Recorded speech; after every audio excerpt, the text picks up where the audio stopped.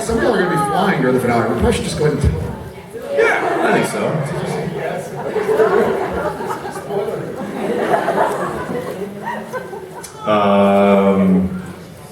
Well, No spoiler. I don't know. Yeah, what do we say that it's not going to totally give it away? I will say one thing, that the last couple of episodes could have all been the season finales.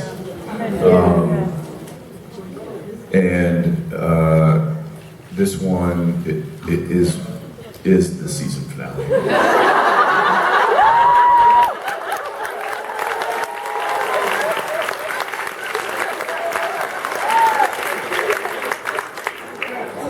There you go. That was the exact. Jensen and I were hanging out at his house in Austin with a couple of friends. We were playing a game, and it was late. And he asked me a question, and I'm gonna do. This is all Jensen. I didn't respond. He just goes, "You want to go outside and have a beer?" Yeah, that's a good idea. Let's do that. And that was the exact. And this one is the season finale. Like, I didn't answer the question, Jensen. You just answered your own question. Yeah, let's do that. Yeah, the last, for instance, when I read 20, where, is anybody not caught up? Doesn't matter. Okay. All right. When we see Chuck and he helps the town out and says we need to talk, like, that could have been a great season finale. And then how did 21 end? 21 maybe. There were a lot of builds. It was a big season, and it kind of caught, in my opinion, it kind of caught up to us. Like, we were like, wait a second, we're in the 20s? Like, we have so much stuff to do. And so a lot of story points got put into not a lot of, which I guess makes for great television, because the episodes aren't just dragging, stuff's going on. So it was like a 4-part finale. You've almost like been watching the finale. I guess that's a weird way to kind of skirt the issue. But obviously the boys, with the help of of another cast of characters, try to do something in episode 22. And they're not going to give up so easily, let's say. They what? And then they talk about it. And then they talk about it. Stuff happens, then they talk about it, and then they die.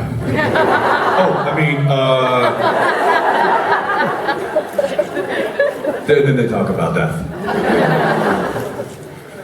Wouldn't be a surprise. Supernatural. It's surprising. I'll say this: it was written when we knew we had a season 12, so it's kind of written. In my opinion, it's written as part of a bigger storyline than as like a specific season finale. Does that make any sense? I have something to say about it. That's it. It's the last show of the season. What? No. In all seriousness, I will say that this particular episode was more of a collaboration from everybody on the show than any other episode you've seen this season. Meaning, he and I got on the phone with Andrew, with the writers, and Bob, and had like a full, hour discussion about story points and dialogue and this and that. Misha did it, Mark did it. Everybody was so kind of involved in getting this to the shape that it was in, that it was, in my opinion, I think it was one of the most collaborative efforts we've all given for a season finale. Great. Thank you very much. Thank you.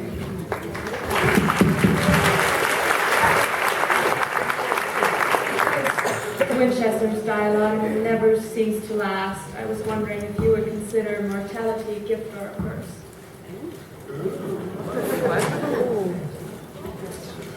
Well, we're not to lose, Chesters.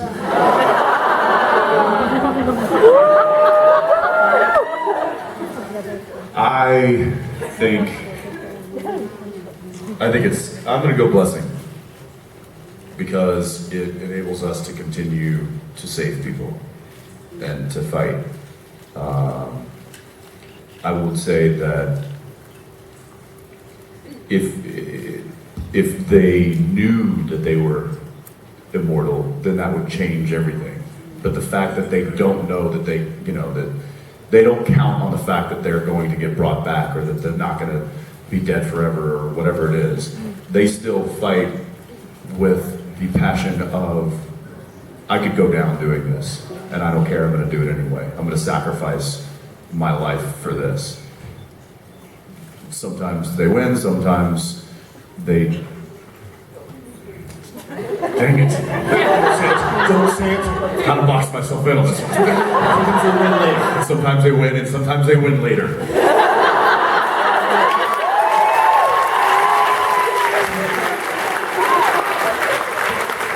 Sometimes they win, sometimes they Chester. Yeah. So I'm sure if they knew that they were, if they were like, hey, guess what, you will never die, then that might be a curse. But it also allows us to thematically tell a story about people making the ultimate sacrifice. Which, if we were immortal, then it wouldn't mean as much, right? Because they'd be like, well, come back anyways. But because we see what they're willing to give up in order to fight for what's right, it's a story that we can all kind of put ourselves into, because we're like, what would I, die for?